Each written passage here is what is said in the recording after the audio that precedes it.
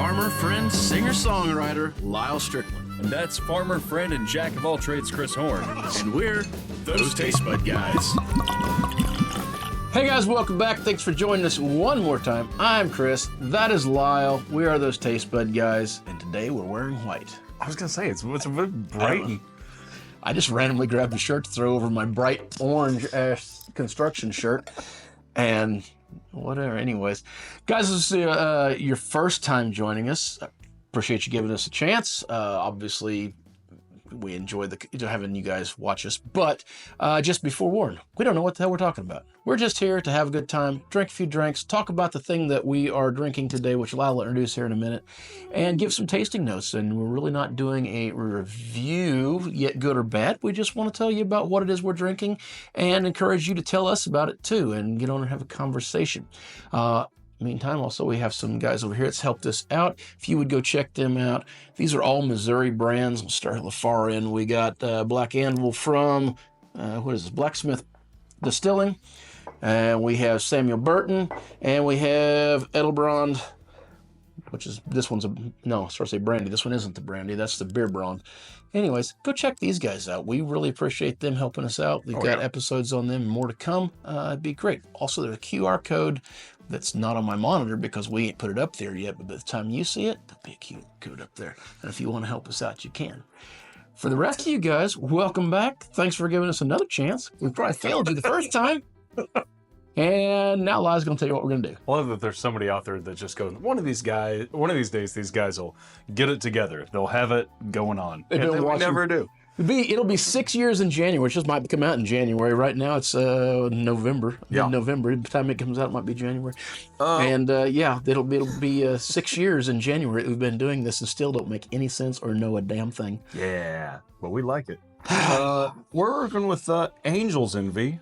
Triple Oak. We've done two Angel's Envies before. Yes, we did the regular and we did a store pick, which The regular being the port finish. We haven't done the rye yet, right? Yes, I guess we haven't done the rye. We still have a rye. We got to go back to rye. Store pick was honest. It was remarkably better than the regular one, and I hate to say that because I have a bone to pick with store picks, or have a bottle to store pick to pick with the picks. This is a triple oak, and so what they do here is they take the normal Angel's Envy, rest it in American oak, char number 3 barrels, like they would normally do it, and then they take it and finish it out in 3 different oak casks. Hungarian Schinkepin, I think is how you say it. And, if it isn't, I'm sorry, whoever just got offended. That wasn't meant that way. And French oak. And they take those and then blend them together. So it's essentially a finished whiskey. But I mean, all Angel's Envy is, right? The other one's a port cask. Yeah. I think even the rye may be a port cask as well. Yeah. So they're all. But I like Angel's Envy. So we walked into one of our local liquor stores. I'd never seen this bottle before. Was like, holy crap, what's that? And I'm like, hey, we just got a case of this, and now they're telling us it's a lot of. There's 3 bottles left. I'm like, well, I want one of them. Whoopsie. And. Don't know if it's actually going to be allotted or not. Who knows? We'll see. Anyhow, we got one. It was like $65. Let's see what happens. It's got a really nice, clean nose on it, which most of the Angel's Envies do.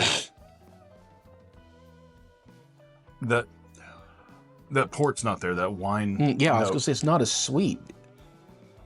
It fell back to some more butterscotch notes rather than cherry notes. And it's real high, kind of like, they said it, it's a Kentucky straight is how it starts out, and that's what it smells like. Otherwise, fairly traditional, but it's clean, I think is the right note for bourbon. It doesn't have a tremendous amount going on. It's just light. It's got a high alcohol note. It's not very boozy. No, but the alcohol note's 92 proof. Oh, it does not smell like that at all. Really smooth for what that is. Yeah. All right. But it is missing that sweet cherry note that's in the other Angel's Envy. That was a weird word to say. Wow. I'm hoping the char level don't come through too terrible much here. Oh, the finished barrels are all just toasted, by the way. Good. That is delicious. Right. So I was a little nervous on the nose. That doesn't taste anything like it smells. Well, the nose is so nondescript. Almost like there's nothing there. Nothing. Yeah, it's just clean, like you said. But man, that wood pumps through on the taste. That's what she said. And it's kind of like the, God, it's like everything I love about Texas whiskeys and everything I love about Kentucky straights.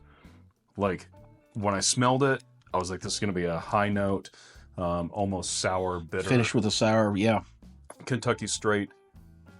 I was expecting more earthy flavors out of this. The wood notes punch through just in like straight sawdust, kind of. Yeah, but they're not overwhelming. No, it's still soft and It's delicate. like some of the balanced. well, I'll throw one of my favorites under the bus, the Bib and Tucker, that extra char they got when I didn't like it because it's just so Too char. much. This one doesn't really exceed that. This one has a nice balance to it still. Those There's a hint of a sour note on the end of it. those typical cherry notes, I think, come through on the finish. It gets a little like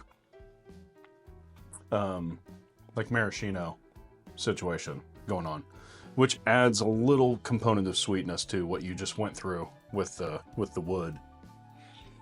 So I'm finding a pretty fair honey note that seems to hold through it. Mm-hmm. That I thought I was just going to have off the first one. And I'll tell you what did fade that came with my first drink was that bit of peppermint note. That first drink had that, and it's kind of pulled back from that now. And the more the honey notes is... It's like a sweet tea situation going on. It's Okay. it's really kind of, it's nice. Yeah, I'm in. This is one of the more delicious bottles I've had. I agree. It like strikes that. a really nice balance with being woody and spicy and being velvet. Spicy, smooth. that's something we didn't talk about. It does have Yeah. a really nice, like a baking spice type note in there. The regular bourbon notes are there too. I mean, of course, you can find your saddle leather, you can find your wood notes, all that stuff. But the unique parts of it, Yeah. I kind of like knocked that. I it like out of the that. park on this. Yeah. Right? Like, I'll tell you something that I've been noticing lately, and then maybe this is just my palate changing a little bit. Things that have French oak in it has been, like the makers. yeah, that Yeah. French 46. I love that one. Yeah. And I think it adds a mellowness to them Yeah. that is really starting to appeal to me. And I'm starting to like that more and more. It gives it a little bit, it's a light, woody note that tends to almost add like a marshmallow characteristic to it, I think.